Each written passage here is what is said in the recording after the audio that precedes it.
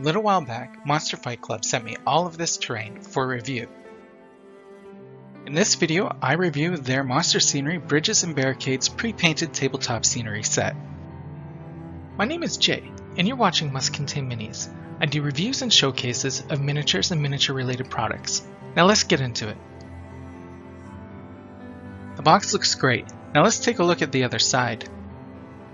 On the back, they have a nice picture showing exactly what's in the box, and they give you a description. This is a really nice way to package it if you're planning to sell your product on retail. Opening the box, you find all of the parts protected by some plastic. So I took all the parts out to see what I have here. Here's a look at the same collection on a bit of a side angle. You can see here that they give you 4 stairs and 2 risers, so we can get some height out of this kit. Looking at the back of the bridges, you can see how Monster Fight Club molded the products so that they can fit together. Using the 4 stairs, the 2 risers, and 1 bridge piece, I built a bit of a pyramid. Then I tossed a Reaper Minis Angel on top to get a nice picture. Next, I built up a bridge system with all of the parts in the box. I had 2 of the doors or middle planks left over. From a higher angle, you can see what I was going for a little better. What I used this bridge system for was to create a docking system that one might be able to use in a game like Blood Plunder. I think it looks great. That will look nice on a Caribbean table. I then reoriented the bridge system and used the 2 leftover pieces as barriers.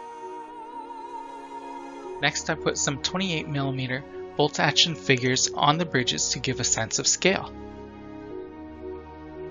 With this picture, I was going for some interesting shots, but I was also trying to show that with the Rendera bases, you can actually fit the miniatures on the stairs. I did not test with the Games Workshop miniatures, so I'm not sure how the thicker bases work, but with these bases, it works great. I look at a miniature from the side using these stairs.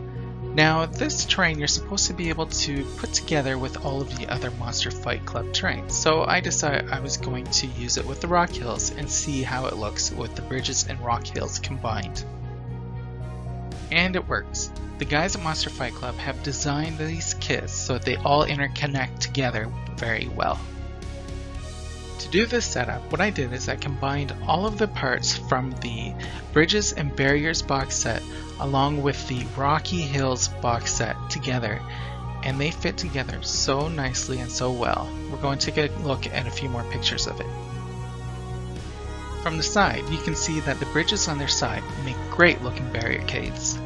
You can also tell that the rock sizes have been well thought out with this terrain also in mind.